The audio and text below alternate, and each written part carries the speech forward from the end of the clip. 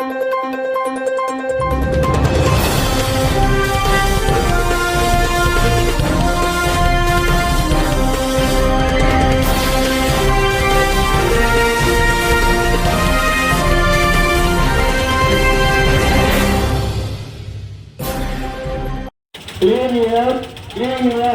శుభ్రమైన ప్రదేశం, సురక్షితమైన ప్రదేశం.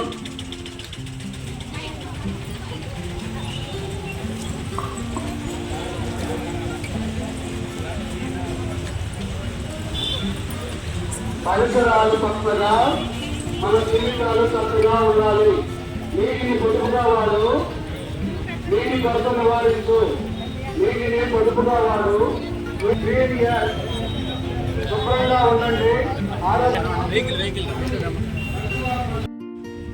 స్వచ్ఛతగా ఉండే విధంగా మనం మెయింటైన్ చేయగలిగితే అది చాలా సేవ చేసినట్టు. ఎందుకంటే మనం చూస్తున్నాం, ఎప్పుడైతే ఎవరిని ఆస్వాదించినప్పుడు ఆరోగ్యాలు అష్టైశ్వర్యాలు అంటే ఆరోగ్యము ఐశ్వర్యం కావాలి. ఈరోజు ఎప్పుడు చూసినా జ్వరం రావాల్సిన ఎటువంటి జబ్బులు వచ్చినా ఎక్కడైతే పరిశుభ్రత లేదో ప్రతి సమీరాలోనే పూర్తిగా బిజీకి పోవడం, ప్రతిగా రిపోర్ట్ ఉండడం మనం చూస్తున్నాం. ప్రతి ఏ ఆశ చూస్తున్నాం కూడా ఈ రిపోర్ట్లో చేయకపోవచ్చు.